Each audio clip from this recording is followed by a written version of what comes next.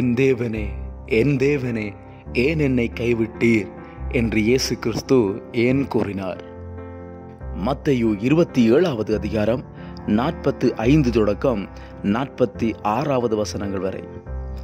6ஆம் மணி நேரம் முதல் 9ஆம் மணி நேரம் வரைக்கும் பூமி எங்கும் அந்தகாரம் உண்டாயிற்று. 9ஆம் மணி நேரத்தில் இயேசு ஏலி ஏலி லாமா சபக்தானி என்று மிகுந்த சத்தமிட்டு கூப்பிட்டார்.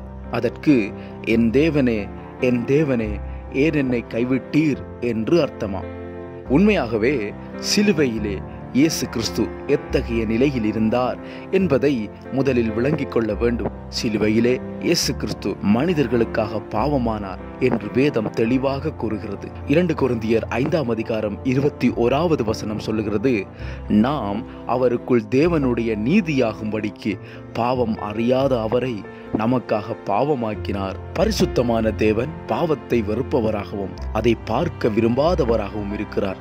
பாவமானது தேவனால் கைவிடப்பட்ட நிலையில் இருப்பது போல இயேசு கிறிஸ்துவின் மீது இருந்த அனைத்து மனிதர்களின் பாவங்களும் தேவனால் கைவிடப்பட்டது. பரிசுத்த வேதாகமத்திலே இந்த கைவிடுதலை குறித்த தீர்க்க தரிசனம் ஏற்கனவே முன்னுரைக்கப்பட்டுள்ளது. ஏசாயா 54வது அதிகாரம் 7 தொடக்கம் 8வது வசனங்கள் வரை.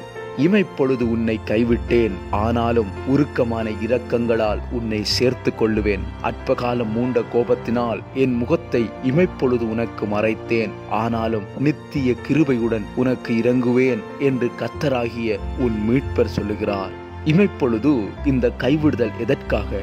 தேவனால் கைவிடப்பட்ட நிலையில் இருந்த மனிதர்களை தேவனோடு ஒப்புரவாக்குவதற்காகவே. எப்படியெனில் இயேசு கிறிஸ்து மனிதர்களுடைய பாவங்களை சுமந்தவராக அவர்களது நிலைக்கே சென்று, அதாவது தேவனால் கைவிடப்பட்ட நிலைக்கே சென்று அவர்களை மீட்டுள்ளார். அக்கிரமங்களையும் பாவங்களையும் சுமந்து தேவனால் கைவிடப்பட்ட நிலைக்கு சென்ற ஒரு மனிதனின் மனநிலை எப்படியானது? அவனுடைய கூக்குரல் எப்படிப்பட்டது? இதை வேதாகமம் இவ்வாறாக வெளிப்படுத்துகிறது. சங்கீதம் 22ஆம் அதிகாரம் 1வது வசனத்தில், என் தேவனே, என் தேவனே, ஏன் என்னை கைவிட்டீர்? எனக்கு உதவி செய்யாமலும் நான் கதறிச் சொல்லும் வார்த்தைகளை கேளாமலும் ஏன் தூரமாயிருக்கிறேன்? ஆகவே பாவத்தினால் கைவிடப்பட்டிருந்த அந்த மக்களின் மனநிலையை அந்த இடத்தில் பதிவு செய்வதற்காகவும் தீர்க்க தரிசனத்தை நிறைவு செய்வதற்காகவுமே கர்த்தராகிய இயேசு கிறிஸ்து என் தேவனே, என் தேவனே, ஏன் என்னை கைவிட்டீர் என்று உரைத்தார். இயேசு கிறிஸ்துவே மெய்யான தேவன். நம்முடைய பாவங்களை போக்கும்படியாக குற்றமற்ற இரத்தத்தை தானே மனிதனாக வந்து நமக்காக சிந்தினார். அவரை அண்டிக் கொள்ளுகிறவன் பாக்கியவான். ஆமென்.